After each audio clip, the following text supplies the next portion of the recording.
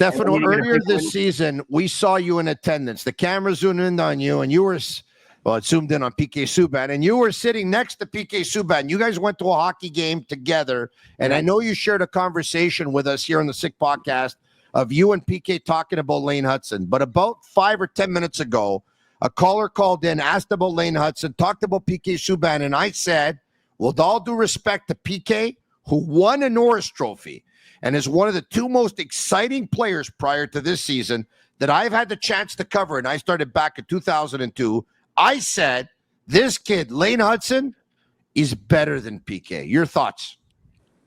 Okay, so very different hockey player, but I just think Lane Hutson is the elite of the elite. I think, yeah, skill-wise, he is better than PK, but they bring different things to the game.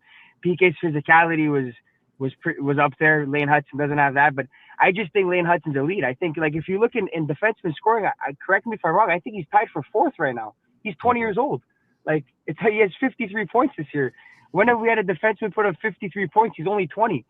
The guy is still a baby. It's crazy. So yeah, Chelios. You have to go back to Chelios. Yeah. Well, he turned 21 last month, but you're right. He's still young. He still is a baby. Stefano, thanks so much. An amazing call as usual. Pierre McGuire, if I had to ask you tonight on this Tuesday, March 18th, will Lane Hutson win the Calder Trophy? Yes. But Tony, Lane Hutson get your vote? And I want Max to hear this. Tony, you didn't listen to my scouting reports all last summer when I kept telling you about Lane Hutson. Why, Tony? Why? I don't know. This is the first time I hear of it. Listen, Pierre had a chance to see him. I didn't have a chance to see him, but listen, I trust Pierre's intel. He said this guy's going to be a game changer for the Montreal Canadiens. I trust his opinion. He was watching him practice day in and day out with Macklin Celebrini. That's correct. With Boston University. And he was saying this guy's going to be unbelievable. Now, did I think he could have this impact this season right away? I did. Put up the points that he's putting up? Yes. And that's why I kept yelling, get him on the first power play. That's why I was so angry at the start of the year. Because you got to play to his strengths. And if they didn't see that he could dominate the power play at the start of the year, that's an issue.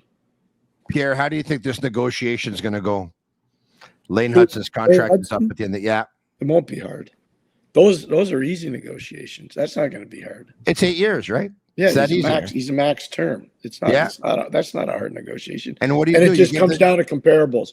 The comparables are going to be time on ice, power play points, 5-on-5 points, defending against the rush. They're going to be all comparables. I don't want to bore everybody at home.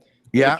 If you're a responsible negotiator, you create positives about the candidate, negatives about the candidate. You create comparables to whomever. So use Quinn Hughes as a comparable. Yeah. I think that's a fair comparable. Yeah. Use him as a comparable. You can't use Cale Makar. Cale Makar's far bigger. He's more powerful. He's a better pure defender. So throw him out and just pick around the league who you think. Luke Hughes might be a comparable down the road. You don't know. Seamus Casey could be. Adam Fox could be. There's all these different, but his negotiation won't be hard. So I'll just ask you one question. Patrick Laine makes $8.7 million per season. Yep. He's the highest paid player in the Montreal Canadiens. Yep. After Lane Hutson signs his contract, will Patrick Laine still be the highest paid player in the Canadiens? No.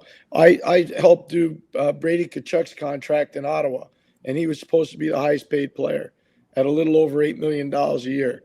Well, look at how much Timmy Stützle makes. Go look at how much Jake Sanderson makes. The cap's going up; it's not going down. So he's going to get more money. And Max could tell you, if anybody in that room would complain about that, they might get punched in the face. Yeah, he's going to be double digit, guys. He's going to get 10 a year. Oh yeah, I'm just telling you, Tony. That's just. It's not a hard negotiation. Well, it's probably not a hard negotiation, but we are dealing with the Montreal Canadiens general manager who's very good in contract Yeah, but negotiation Tony, as well. Right? Oh, time out there. At one point, Yes. you're dealing with a top 5 defenseman I in hear the you. NHL. Listen, There's I no hear you. good or bad negotiation. There's Yeah. no good agent and not a good GM. It's all Rex, about the numbers. You don't have to convince me. I would give him the check and I would say, write whatever you want. Right? Exactly. Yeah. I'm Marinaro, and that clip you just watched is from our most recent episode of the Sick Podcast. Once again, follow us on YouTube, Twitter, and Facebook.